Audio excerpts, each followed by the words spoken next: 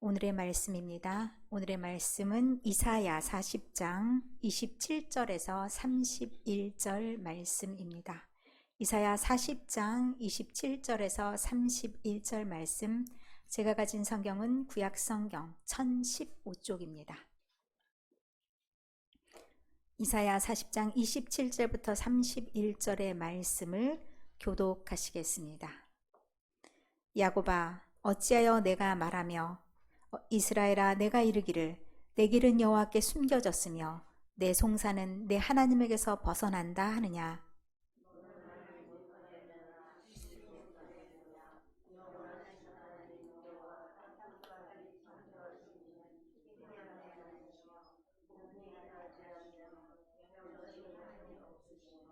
피곤한 자에게는 능력을 주시며 무능한 자에게는 힘을 더하시나니.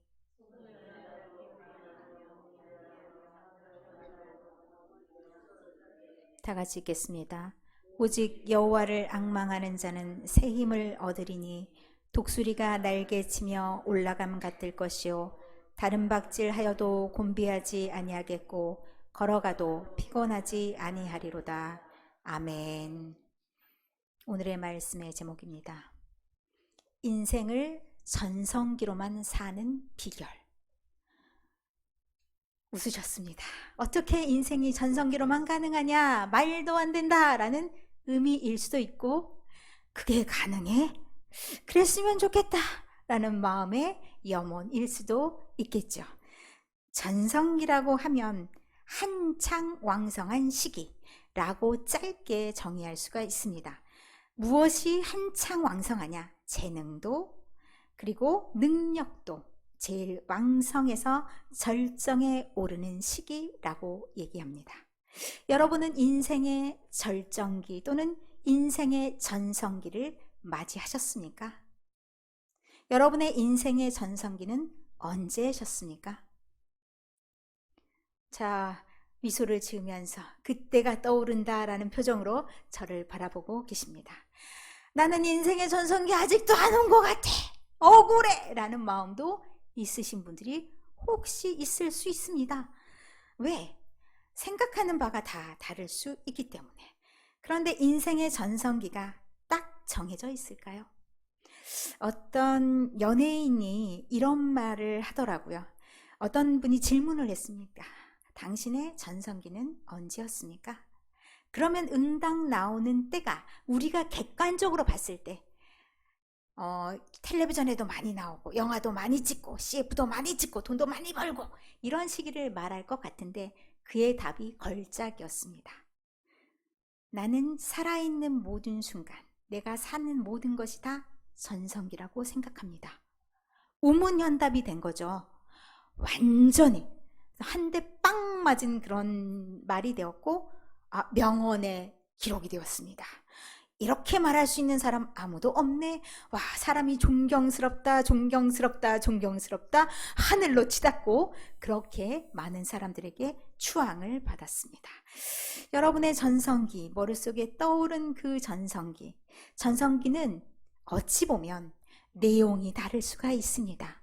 그때 내가 전성기라고 생각했던 거는 힘이 좋았을 때, 머리가 좋았을 때, 내가 하고자 하는 것들을 모두 팍팍팍 진행할 수 있었을 때, 그때가 나의 전성기 아닌가라는 생각을 하게 되죠. 저도 이 설교를 할 때마다 저의 삶을 한번 돌아봅니다. 나의 전성기는 언제였을까? 그래프로 한번 그려볼까? 객관적으로 봤을 때 생각하는 것과 내가 생각하는 방향은 일치하는가? 라는 질문을 해보았습니다. 제가 학업에 있어서 전성기라고 하는 건 저는 40대까지 쭉이었던 것 같습니다. 저는 생각할 때 학업에 있어서는 지금도 여전하다고 생각합니다. 왜냐하면 책을 펼쳐서 이해하는 것은 아직도 잘 되기 때문에. 그래서 모든 것을 책으로 배웠습니다. 이런 쪽이 강하기 때문에 아직 가능하다. 그런데 저의 건강의 전성기는 별로 없었던 것 같습니다. 전성기라고 할 수 있을 만한 게 없습니다. 약간 조금 도움이 됐던 게 저희 20대, 제가 어렸을 때부터 고등학교 3학년 때까지 아마 재수할 때까지였던 것 같습니다. 그때까지 1년에 2번 보약을 꾸준히 복용한 결과 20대 그나마 살만했다. 이렇게 되었습니다. 전성기라면 전성기일 수 있겠죠, 약발이. 그렇게 해서 나름 건강의 전성기, 지금은 뚝 이렇게 되었습니다. 면역력 저하, 피곤, 계속되는 질병의 반복 이렇게 나타나는데, 이런 문제가 나타날 때, 또 전성기라고 생각하지 않는, 전성기였을 때랑 너무 비교돼. 그러면 무엇을 어떻게 해야 됩니까? 제가 생각할 때 저의 건강의 전성기를 다시 찾아야겠어. 그래야 뭐라도 집어넣지, 머리도 집어넣고 몸으로도 뭔가를 하지, 이렇게 생각하면 가야 될 때가 있습니다. 해결을 해야 되잖아요. 똑똑똑 문을 어디에? 자, 병원의 문을 두드려야 되겠죠. 그래서 또 뭐를 해요? 이 집에 내 약발이 좀 잘 받는 것 같아? 가야죠. 돈을 무작위로 써야 됩니다. 올라갈 때까지. 그런 나름의 해결책이 다 있어야 됩니다. 그런데 우리가 인생의 전성기, 다양한 그 전성기를 계속 누리고자 했을 땐 전성기라는 대한 관점이 하나는 바뀌어야 되고요. 또 한편으로 뭐가 필요하냐? 나의 전성기에서 물러나 있는 삐걱대는 문제들은 무엇인가? 라는 질문을 스스로 해봐야 됩니다. 만약에 나의 몸의 전성기를 다시 회복하고자 한다면 사실은 나이에마다 그 연령대마다 전성기가 좀 다르잖아요. 나의 청력이 갑자기 10대 청력이 되진 않습니다.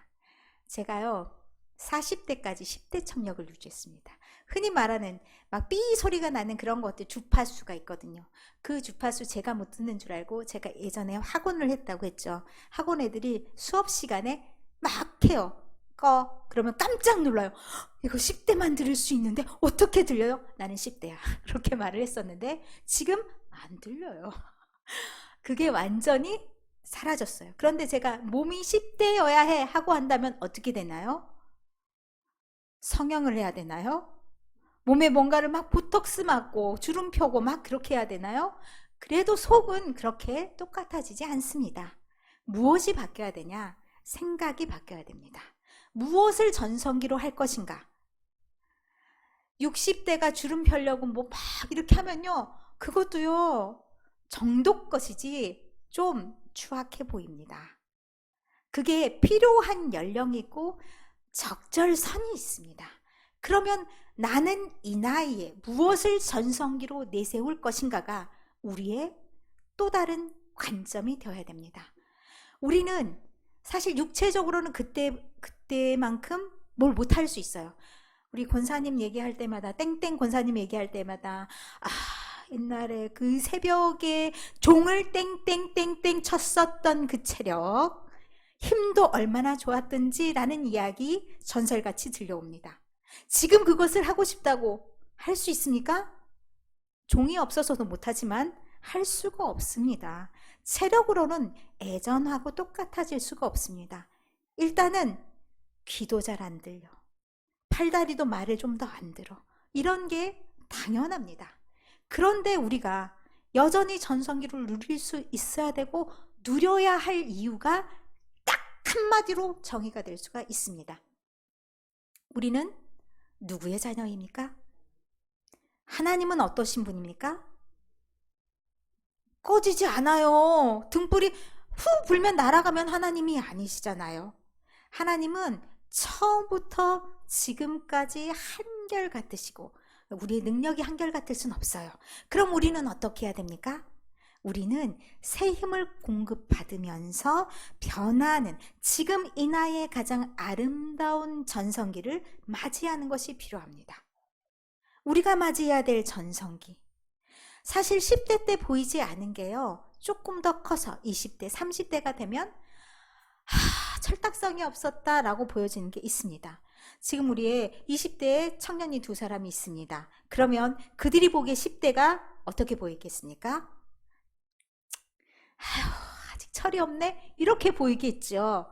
우리 20대를 보면서 우리도 이게 50대 이상이잖아요. 여긴 다. 그분들이 생각하실 때 아이고 좋을 때다라고 생각하면서 한편으론 아직 멀었네 라는 생각이 드는 부분도 있습니다. 그들이 보지 못하는 부분을 우리는 또 보여지는 부분이 있습니다. 그럼 뭐예요? 살아온 연륜과 지혜가 우리에겐 있습니다. 겉으로 힘으로 막 할 수는 없습니다. 힘은 이분들 엄청 좋습니다. 힘은 저분들한테 사용하라고 하시고요. 우리는 뭘 써야 되냐? 보여지는 것들이 있습니다. 뭐가 보여지냐면 살다 보면 동병상련이라 하죠. 누가 딱 보면 저 사람이 이런 문제가 보여지구나. 이거 보여집니다. 나이에 의해서 경험해 보니까 보여지는 부분들이 있습니다. 저 사람이 이런 부분이 필요하겠구나. 이런 아픔이 있구나. 내가 이렇게 하면 조금 저 사람이 쉬워지겠구나. 이렇게 내가 도움의 손길을 펼칠 수 있는 그런 것도 보입니다. 그러면 뭐예요? 우리가 그 전성기를 살아주면 모두가 함께 힘을 합쳐서 완전체로서 멋진 그런 공동체가 될 수 있습니다. 그런데 우리가 대부분 어떻게 하냐면 지쳤어요. 뭐가 지치냐면 마음부터 지쳐요. 너덜너덜. 매 예전보다 내가 뭐가 안 되고 뭘 해보려니까 또 뭐가 막히고 이런 쪽에 너무 많이 집중하게 되면요. 사람이 뭘 해보기도 전에 마음이 무너집니다. 요즘에 우리가 기계를 많이 대해야 되는 그런 거잖아요. 저도 기계치기 때문에 기계를 보면 긴장하는 게 좀 있어요. 새로 딱 하면 이거 어떻게 해야 되지? 이렇게 될 때가 있는데 저희 훌륭하신 아드님께서 그렇게 말을 하더라고요. 당황하지 말고 천천히 다 할 수 있어 이 얘기를 해주더라고요. 그쵸? 빨리 하려고 서들고 내가 좀 잘한다는 말 듣고 싶어서 막 하다 보면요 오히려 일이 그르쳐집니다.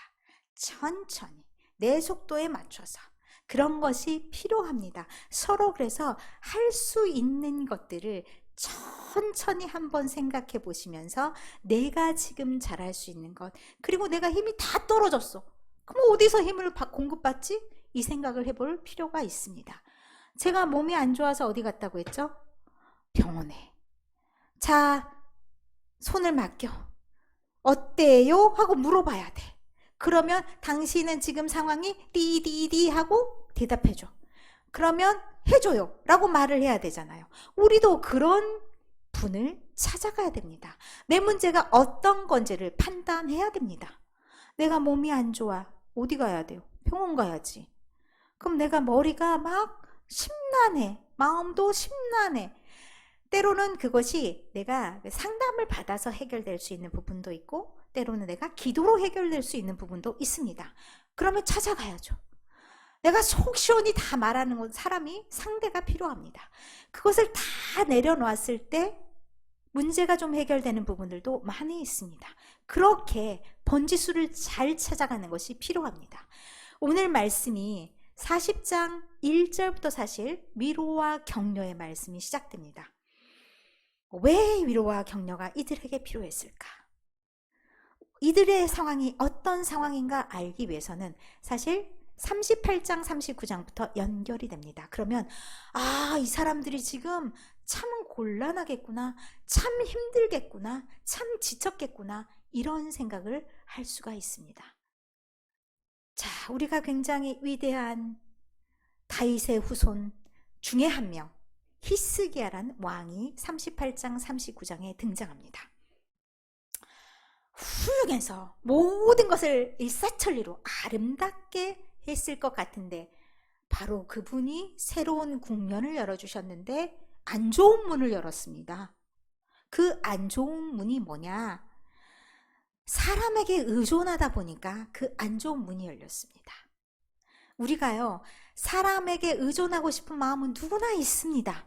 왜? 하나님이 막 대답을 바로바로 딱딱 해줬으면 좋겠는데 기도해도 이건 하나님 기 먹었구만. 듣는 것도 같지도 않고 말도 못하나 봐. 벙어리야. 나한테 아무 말도 안 해주시는 것 같아. 그럼 어떻게 돼요? 가까운 사람에게 의존하는 마음이 생깁니다. 히스기야도 약간 그런 관종의 느낌이 조금 들어갑니다. 히스기야가 아팠습니다. 그래서 15년 삶을 연장하게 되는 그런 게 38장에 나오고 39장에 그가 병에서 일어나게 되었다는 소식을 바벨론에서 듣고 사신들을 보냅니다.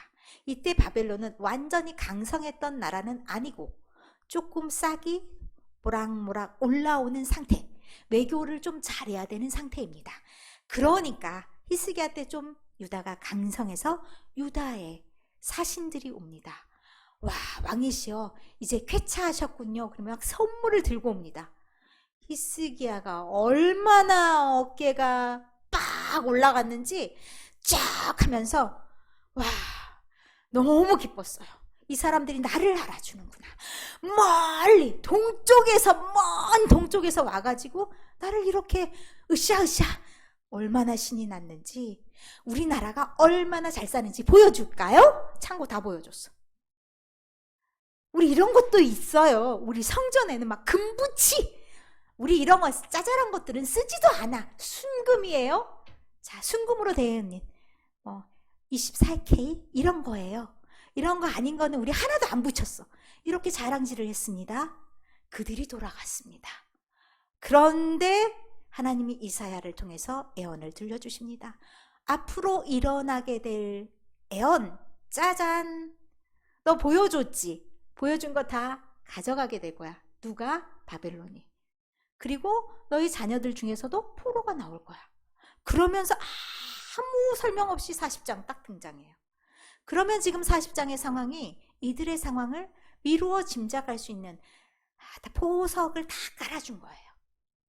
이들이 지금 포로로 끌려갔구나.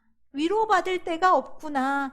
죽을 만큼 힘들구나. 그 상황에서 이들이 지쳤구나. 이게 딱 드러나는 거예요. 그래서 40장 1절에 위로하라, 내 백성을 위로하라 하고 말합니다. 아마도 포로로 끌려간 바로 다음은 아니었을 거예요. 포로로 다음에 바로 끌려갔으면 하나님 우리가 잘못했어요. 하나님 빨리 우리 집에 좀 가게 해주세요. 라는 기도가 있었을 거니까 아직 지치지 않아요. 그런데 기도해서 뭔 소용이요? 나 기도 이제 그만 안 해. 이제 끊을래. 이런 마음이 들 때쯤이에요. 그러면 거의 마음이 너덜너덜. 우리에겐 희망이 있을까요?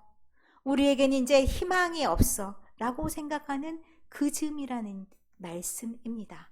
이때 하나님이 말씀하시는 게, 야, 너네 이제 너의 죄악으로 인해서 벌 받았는데 너네가 받을 벌을 2배나 받았어. 이렇게 얘기해요.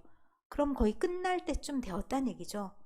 그러니 뭐 하라고요? 이제 지치지 말고 돌아갈 때가 됐어. 그런데 그 말이 들릴까요? 안 들려요. 사람이 너무 지치면요, 마음의 문이 닫혀요. 기도 안 들려요. 누가 뭔 말하든 들리지 않아요. 내가 그런 말 한두 번 들었어? 안 바뀌어. 우리 그냥 여기서 살다가 죽어야 돼.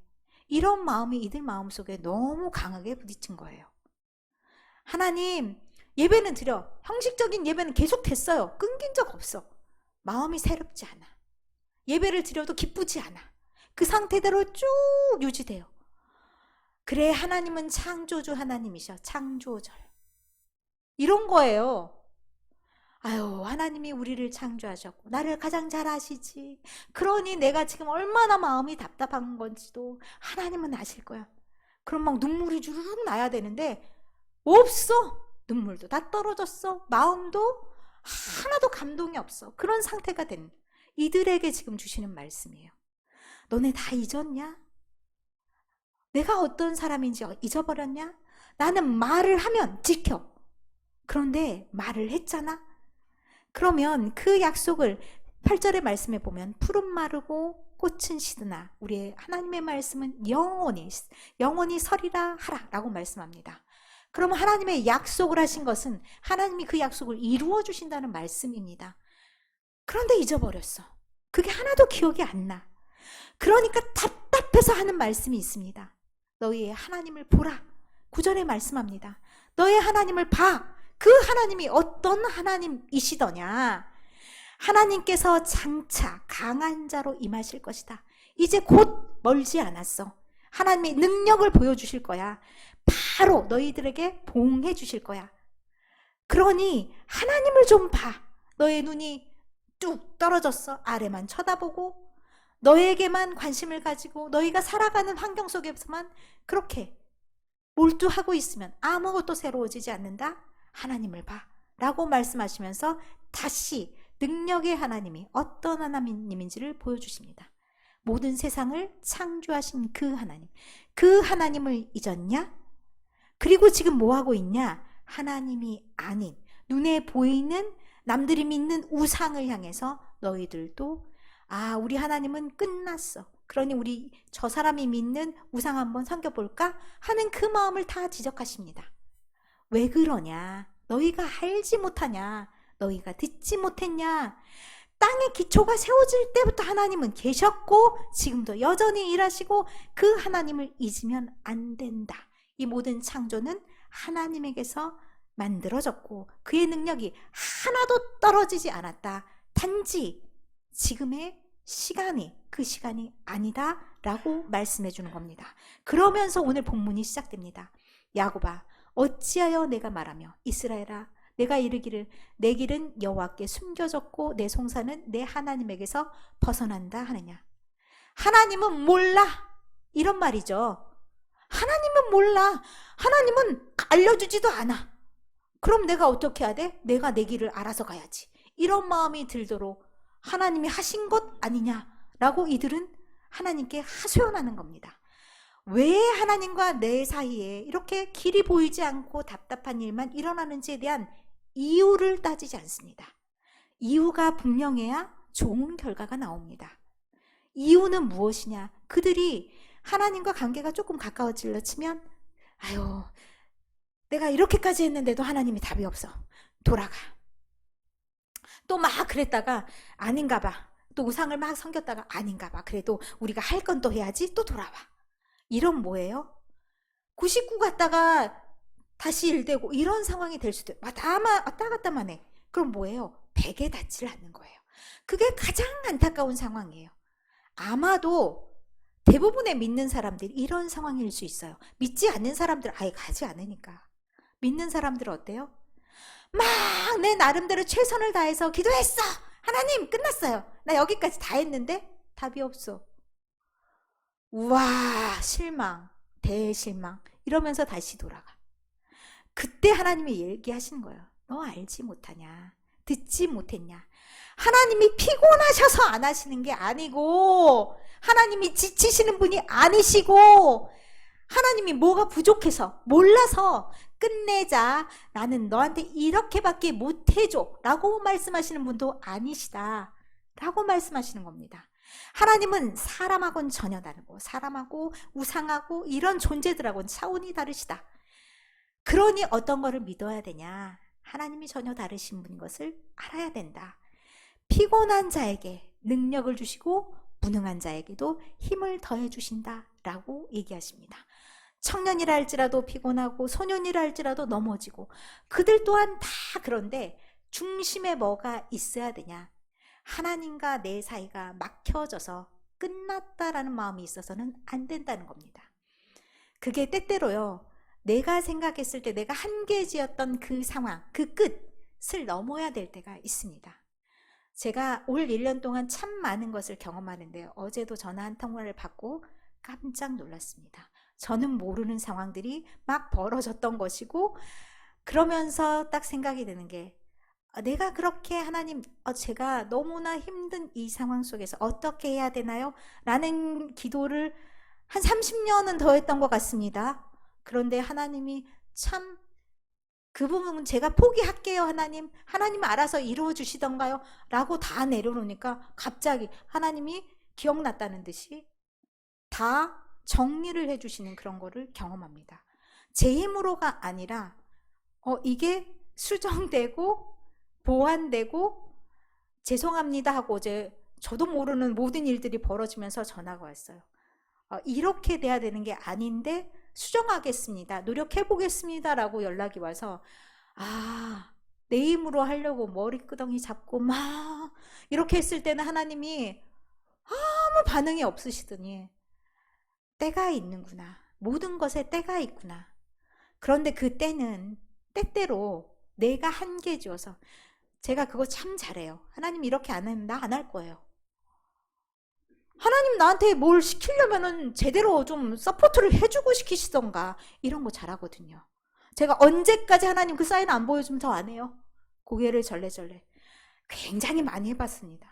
그것을 놓은 지가 얼마 안 돼요. 그런데 그렇게 제가 막 잡고 있으면서 몇 년, 몇 월, 며칠까지 하나님 아시죠? 이랬을 때 하나도 정말 지친다.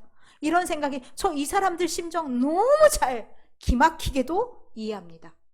그랬던 그분이 내가 마음대로 하세요 하나님. 하나님이 다 알아서 하시겠죠. 저는 제가 할 수 있는 것은 다 한 것 같습니다.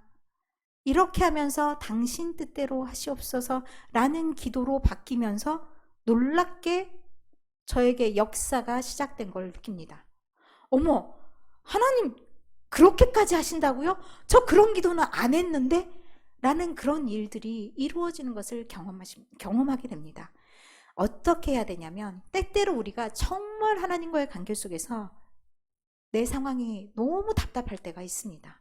내가 이 정도 기도했으면 그 인간이 바뀌든지 내가 바뀌든지, 아니면 나의 상황이 바뀌든지 우리 자녀들이 바뀌든지 뭔가 결정은 나야 되는데 기도를 안 들어. 내가 기 막고 있는 게 아니라 하나님이 길을 막았구만, 하나님이 말도 안 하시는구만 하고 생각이 들 정도로 그런 기막힌 시간들도 있을 수 있습니다. 그때가 더 중요합니다. 그때 내가 나자빠져서 너절너절하게 있으면 어떻게 돼요? 나는 그날을 보지 못할 수 있습니다. 어떻게 해야 되냐? 제가 이번에 우리 대신방 때 말씀을 전했던 사무엘하 7장 27절에서 29절의 말씀에 가장 중요한 게 뭔지 아십니까? 내 믿음이 내가 하나님 배우는 날까지 여전한 거. 그게 가장 중요합니다. 그리고 그 다음에 뭐가 중요해요? 내가 자녀들을 위해서, 가족을 위해서 끊임없이 기도하는 것. 그들이 하나님 앞에 설 수 있도록 기도하는 것. 내가 그 결과를 다 보지 못해도 내 기도는 눈 감는 순간까지 끝나선 안 됩니다. 왜요? 내가 한계 지어놓은 그 선이 있다 할지라도 하나님은 그 선을 넘어서라도 역사하시는 분. 나의 시간은 제한되어 있습니다. 그러나 하나님의 시간은 제한되지 않습니다. 그렇기 때문에 그 기도를 쭉 하면서 31절, 여호와께 소망을 두는 자. 앙망하다는 것이 바라다, 희망하다라는 히브리어입니다. 그래서 이렇게 내가 하나님을 바라고 희망하고 계속해서 나간다면 하나님이 지치지 않는 힘을 우리에게 주십니다. 하나님과의 관계가, 우리가 그 1차적인 관계가 잘 해결되고, 하나님이 내 기도를 들어주셨구나. 그러면 어떻게 돼요? 다른 아무 것이 없어도 기쁠 수 있습니다. 다른 아무 것이 없어도 내가 힘이 생길 수 있습니다. 그게 뭐예요? 전성기입니다. 내가 하나님에게서 힘을 받고 그 힘으로 하나님이 하실 일을 기대하면서 하나님이 나한테 하시라고 하는 일, 그 일을 꾸준히 행하는 것. 그것이 때때로는 기도이고, 때때로는 누구를 격려하는 거고, 때때로는 내 미약한 힘이지만 누구를 돕는 거고, 그것으로 나의 전성기를 끊임없이 쌓아간다면 내가 넘어지지 않습니다. 내가 내 힘으로 가려고 하니까 엄청 지칩니다. 난 못하겠는데? 난 안 할 거야 라는 마음이 더 강해질 수 있습니다. 특별히 2024년이 다가옵니다. 제가 내년에 목회 계획을 세우면서 여러 가지 생각들이 있습니다. 그러나 합이 중요합니다. 다 같이 생각이 다를 수 있습니다. 무엇을 가장 중점으로 내세울지 저는 하나씩 하나님이 징검다리를 놓아가시고 있다 생각됩니다. 때로는 어떤 사람을 보냄으로써, 때로는 어떤 일들을 보여줌으로써 그렇게 징검다리를 만들어 가시는데, 중요한 건 우리가 늘 공급받는 힘이 없으면 전성기가 될 수가 없습니다. 우리 교회 전성기가 끝났나요? 아니라고 생각합니다. 전성기를 맞이하는 방법은 우리가 전성기를 살아야 되는 겁니다. 여러분에게 하나님의 생명을 주셨습니다. 생명을 누리는 모든 순간이 우리의 전성기가 되어야 될 줄 믿습니다.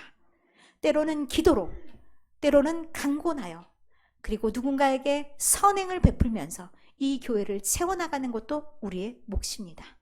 그 마음으로 내가 할 수 있는, 내가 보여지는 일들을 감당해 나갈 때 내 인생의 전성기도 내가 살아가는 순간이 되는 거고, 우리 교회의 전성기는 영원 무궁토록 계속 되어질 줄 믿습니다.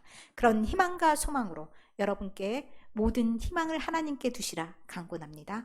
희망을 하나님께 두시면서 여러분의 인생이 아직도 전도 양양 창창창 하시는 여러분 모두가 되시고 우리 교회가 되시기를 간절히 소망합니다.